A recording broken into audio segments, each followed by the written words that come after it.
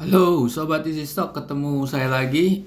Kita sekarang membahas perusahaan Saratoga Investama atau SRTG. Judulnya membedah strategi bisnis Saratoga. Saratoga Investama ini adalah perusahaan investment holding, dia tidak ada operation. Jadi ini mirip dengan perusahaan investor kelas dunia, Warren Buffett. Perusahaan investment holdingnya adalah Berkshire Hathaway. Jadi tidak ada bisnis sama sekali di sana. Yang ada mereka adalah kepemilikan ownership dari berbagai macam perusahaan, dari berbagai macam industri, baik perusahaan private atau perusahaan public. Oke, kita coba bongkar di websitenya. Nah ini portfolionya ada berapa banyak itu? Satu construction, customer product and services. Kerja construction apa? Construction dia punya Nusantara Citra. Ini NRCA, ini perusahaan kontraktor yang listed di bursa. Consumer Product and Service MPMX, ini perusahaan distributor otomotif ya, sepeda motor. Nah juga ada sekarang digital media advertising, ini perusahaan City Vision. City Vision ini City Vision apa ini? Perusahaan media roadside, jaringan LED roadside dengan teknologi AI. Jadi ini perusahaan yang masih private ini. Energy Resources, Provident Argo, yaitu perusahaan CPO. Terus ada lagi, kalau Provident Argo ini sudah go public ya. Kalau si Hayo Gold Limited ini 70% konsesi di Sumatera Utara, mengandung emas ya, perusahaan pertambangan emas, Gold Limited ya, pertambangan emas nih. Energy Resources, terus Intera Resources itu juga mengeksploitasi migas, lebih ke oil and gas ya, di Indonesia dan Myanmar. Adaro Energy jelas si perusahaan batu bara. Oke. Sekarang kita lihat healthcare. Delto Medical, Deltomed Laboratories.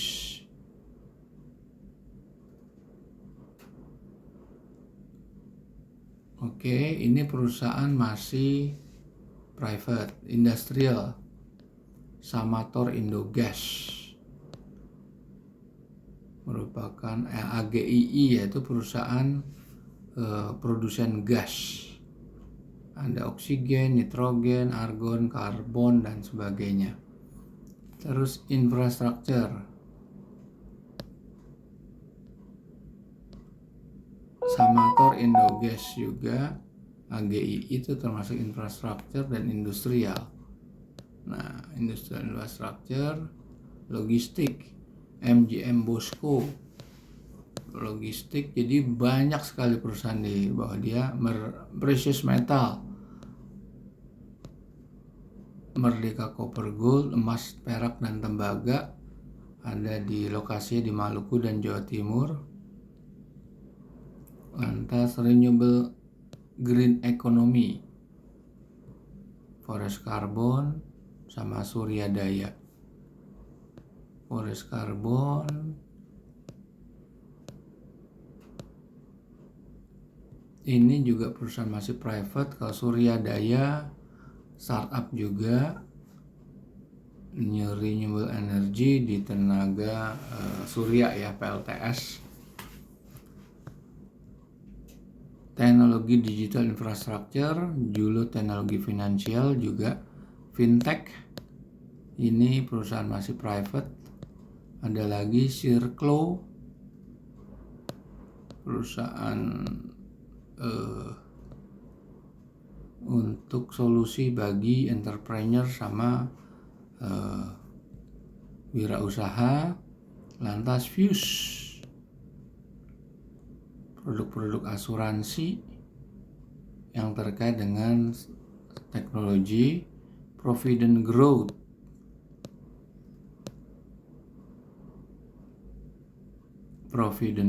di ranah digital ya, startup ya.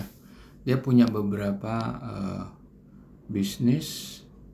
Provident Growth menguasai beberapa saham seperti Gojek, GoPay, Traveloka, Pamelo, Julo, dan lain sebagainya.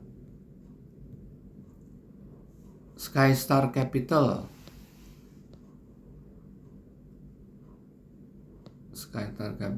melakukan terhadap investasi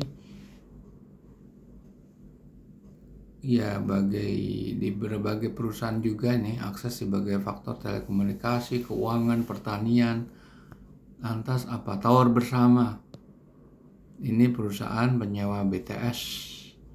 Oke, yang kita mau bahas adalah perusahaan-perusahaan yang sudah listed di bursa, karena itu perusahaan available di publik ya. Ada Tower Bersama, TBIG, Merdeka Copper Gold, MDKA, Adaro, MPMX, AGII, Palem. Nah ini sebetulnya sudah listed ini, cuma dia tidak listed di Bursa Indonesia ini. Nah, ada 2 perusahaan yang tidak listed. Nah ini kita akan bahas satu-satu ya. Oke, kita masuk aja di Tower Bersama. Nah kita akan menghitung nilai wajarnya, juga akan kita mau melihat ini juga ada di sini ya, Saratoga Business, Provident. Nah oke. Kita akan menghitung, nah ini juga ada gitu, berapa perusahaan. Prima Raya masuk Pre itu nggak masalah. Ini belum masuk di sini nih, Pre nggak masuk. Kita nanti akan hitung nilai wajarnya dengan menggunakan analisa fundamental, dengan menggunakan rumusnya dari buku Benjamin Graham, Security Analysis dan Intelligent Investor. Kok nggak bisa nih. Nah, oke.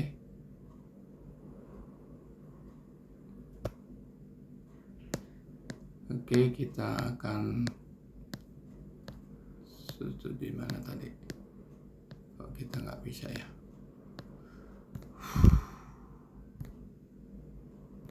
Oke, nah ini harusnya kita turunin nih. Ini kita pakai. Nah, oke. Bentar. Kita hilangin dulu, copy. Nah, terus kita share di sini, paste. Oke.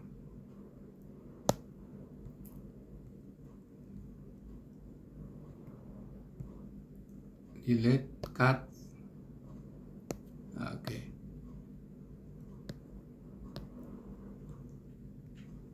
Oke, jadi kita akan menggunakan rumusnya dari buku Security Analysis dan Intelligent Investor. 2 buku pegangannya Warren Buffett untuk menghitung nilai wajar saham yang listed di bursa. Sekarang sudah ada aplikasinya di Google Play Store, namanya EasyStock. EasyStock Anda bisa akses 850 saham yang listed di bursa. Anda klik aja Google Play Store, Anda ketik EasyStock, keluar seperti ini. Open. Kita lihat pertama TBIG ya.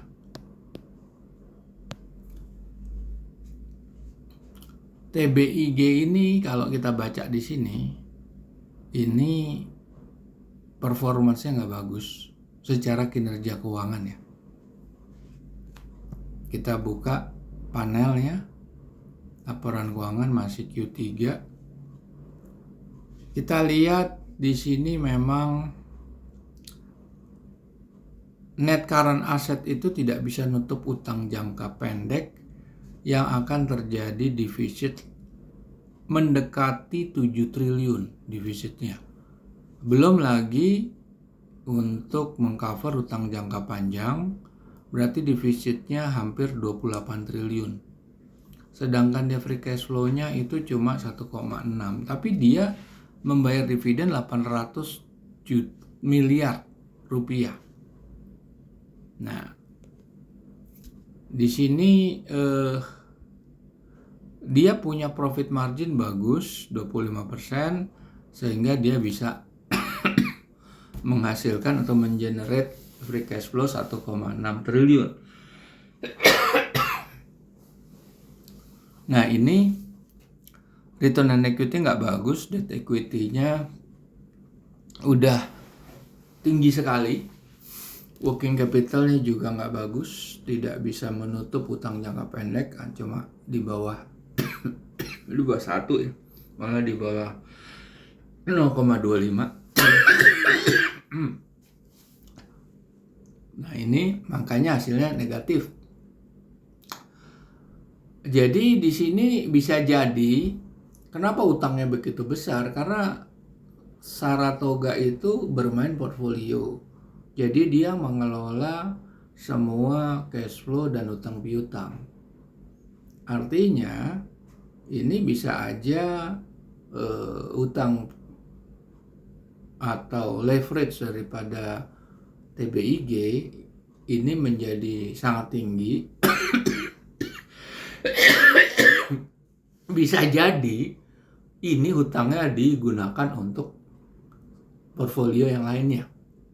Oke, kita lihat lagi Adaro.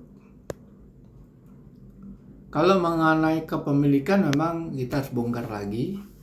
Di sini kita nggak lihat di sini. Nah, kalau Adaro di sini, ini performance-nya bagus sekali. Harganya masih murah, 3.000 perak itu. Sedangkan nilai wajarnya bisa sampai 10.000 lebih. Kita lihat laporan keuangan udah yang paling up to date. Dia bayar dividen 8 triliun. Dia punya itu kalau nggak salah, kalau kita jumlah semua total utang itu ada sekitar 64 ya, kira-kira ya 64. Berarti ini debt free, karena dia punya net current assetnya 78 triliun. Ini sehat sekali perusahaan ini. Lihat profit marginnya 34, return on equity-nya 43, working capital di atas 2, semua ideal sekali perusahaan ini. Oke, sekarang kita lihat lagi MDKA Copper Gold. Harganya sudah sangat over value, tinggi 4.000, sedangkan nilai wajar tertinggi aja cuma di bawah 1.300.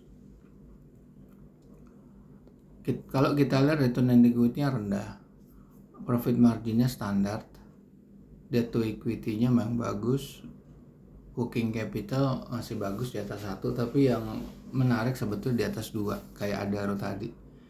Terus ada perusahaan Prey, ini baru listed ya, ini nggak bagus performance-nya. Kita lihat di sini Prey, laporan keuangan udah yang terakhir ya. Dia punya net current assetnya kuat, utang totalnya aja cuma 1,4, jadi ketutup lah. Ini ketutup sebetulnya, nggak nyampe sih 1,4, nggak nyampe 1,3 lah, 1,3 kurang, berarti debt free. Tetapi free cash flow negatif, meskipun net income-nya positif, surplus 55 miliar. Nah, dia bayar dividen 100 miliar. Jadi kalau dilihat bayar dividennya, dividen yield-nya dividen yield-nya sebetulnya 2 kali lipat. Dividen yield-nya bukan 0,97, ini mungkin ada typo error ya, atau sistemnya. Yang jelas kalau kita bandingkan ya, dividen 100 miliar dengan net income 50 miliar. Oh, dividen yield dividen yield bukan dari situ, dividen ini benar-benar 0,97, dividen yield dari price. Nah, price-nya terlalu tinggi sebetulnya kalau lihat dari sini ya. Yang jelas di sini perusahaan yang nggak menarik karena free cash flow-nya negatif. Meskipun dia punya debt free ya, dia punya hutang bisa ditutup dari net current asset-nya. Oke, kita lihat lagi selain MDKA apa nih? Provident Agro, Palem ya, Palem. Kita lihat Palem.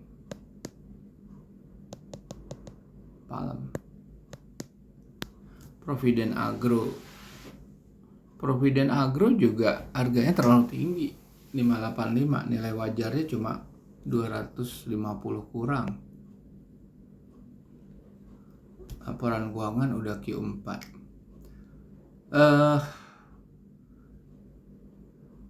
Dia juga karena nggak ada utang jangka panjangnya, dia debt free, dia bisa bayar dividen 300 miliar, padahal net income-nya cuma 240 miliar.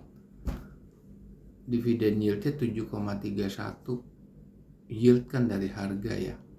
Tapi di dividen payout ini melebihi dari net income-nya. Jadi dia mengambil dari laba tahun lalu yang ada di current asset.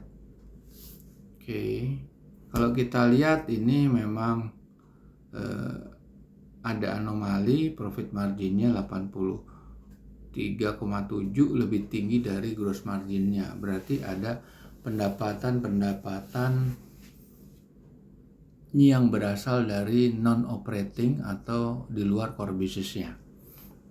Return on equity-nya juga rendah, cuma 4,1. Cuma ini digenjot ini. Dia jadiin sapi perah juga. Sebetulnya tidak sehat dia bayar net income cuma 240 miliar, suruh bayar 304 miliar, kan nggak sehat nih. Oke, kita lihat lagi NRCA.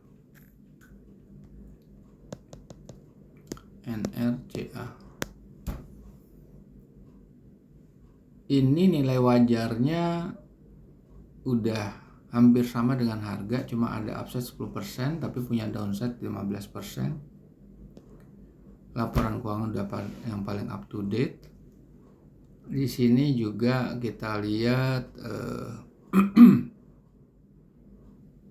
net current asset bisa nutup semua utang. Ada sedikit surplus, tipis ya surplus, tapi debt free. Dia bisa bagi dividen 36 miliar. Payoutnya setengahnya. Dividen yieldnya 4,8. Profit marginnya kecil. Return on equity juga kecil. Kita lihat lagi AGII.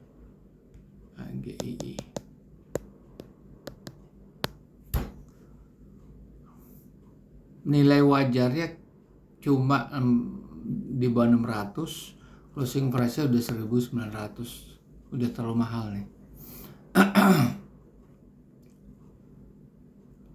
Dia defisit di neraca itu, meskipun dia ada surplus di working capital, tapi dia defisit di neraca, makanya defisit terlalu besar nih, tidak ke cover sama free cash flow yang cuma 220 miliar.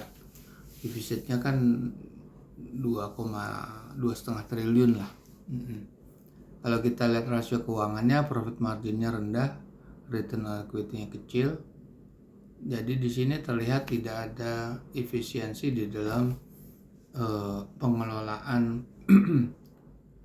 di operasional.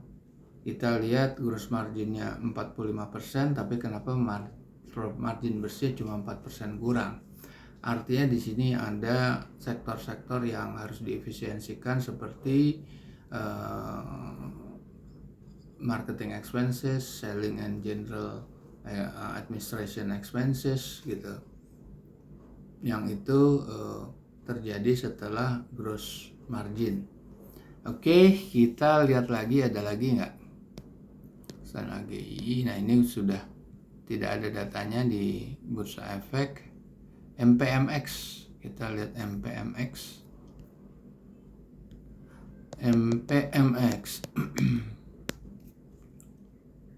Ini juga terlalu tinggi, nilai wajarnya di bawah 900, sehingga harganya yang 1300-an tuh udah terlalu tinggi. Dia ini debt free, dia juga bayar dividen 780 miliar. Dia dividennya tinggi sekali, dividen yieldnya 13,15, menarik sekali. Profit marginnya kecil, return on equity-nya standar, working capital-nya bagus, debt equity-nya bagus. Oke.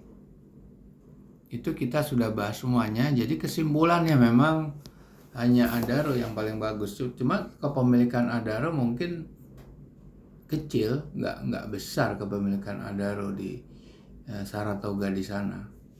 Karena di situ banyak pemain-pemain seperti keluarga Erick Thohir, terus Teddy Permadi Rahmat, dan Saratoga mungkin minoritas di sana, atau paling tidak bukan mayoritas lah.